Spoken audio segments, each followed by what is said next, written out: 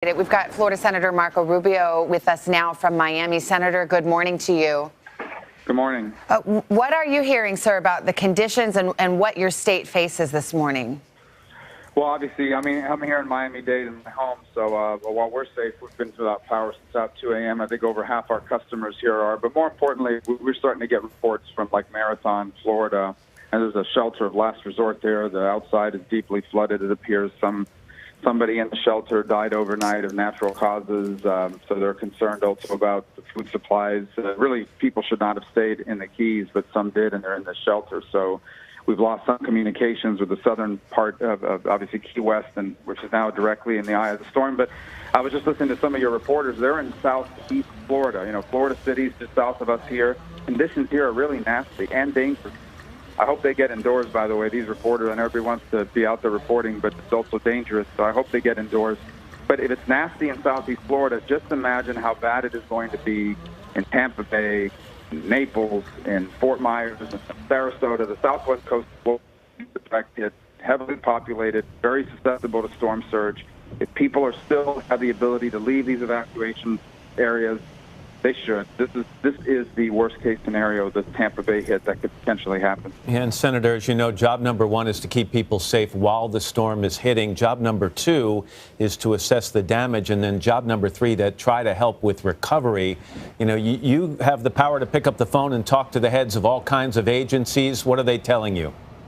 Well, their position, here's the challenge, and the unique challenge of the storm is, you know, FEMA has pre-positioned a lot of assets and supplies in Alabama and in Georgia.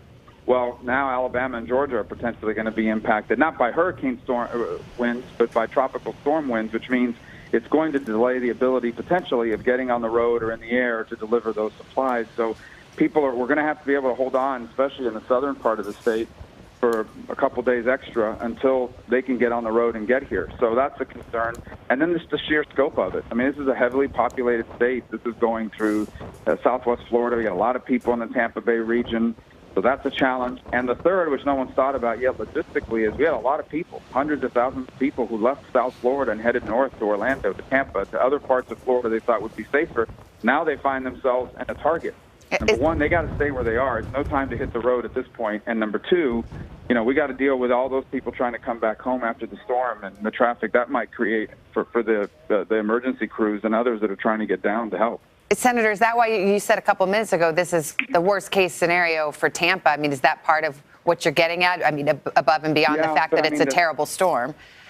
Yeah, I mean, the bigger challenge is not just that, it's the storm surge. Tampa Bay is a basin of water, and a storm like this is going to push all that water inland into the low-lying areas of Tampa Bay, heavily populated. Tampa General Hospital's right there on the waterfront. We have a NICU, a neonatal intensive care unit there, which is safe but could be flooded. And so we got to, all those challenges that we've known for a long time. Tampa's susceptible to flooding and storm surge. So you add the wind and the storm surge, and this water event is what we're really deeply concerned about throughout the southwest coast of Florida.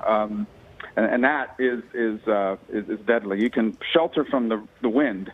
You cannot shelter from the water. It's the only way to protect yourself from storm surge is to get away from it. So we are very concerned about that. And looking forward, you talk about challenges. We know, and you know, that FEMA is stretched very thin. They're reacting to the devastation from Hurricane Harvey. There have been wildfires out west. I know there's been more money delivered by Congress, but are you at all nervous that FEMA has just got, too many things going on at once?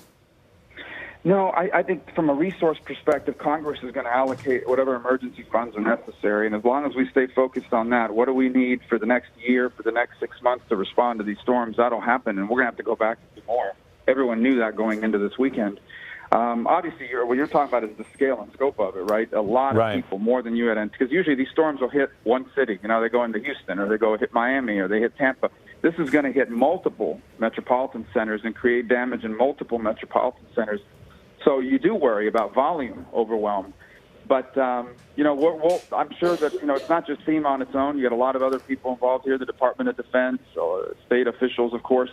So we'll get through it. The job number one is to keep people safe, because the less people you have to rescue, the more time you have to go help people recover. Those rescue efforts, if we can avoid them, at the front end really will make the recovery not easy, but it'll make it easier if we don't have to spend time and resources on the rescue part of it. And people should take responsibility for that at the front end and not put themselves in that position. If they do, our brave men and women and, first responders, firefighters, and others will be out there. But I hope people will heed the warning. Yeah, well, Senator, thank you very much. Good luck to you and the good people of Florida. Thank you, sir. Yes, sir. Thank you.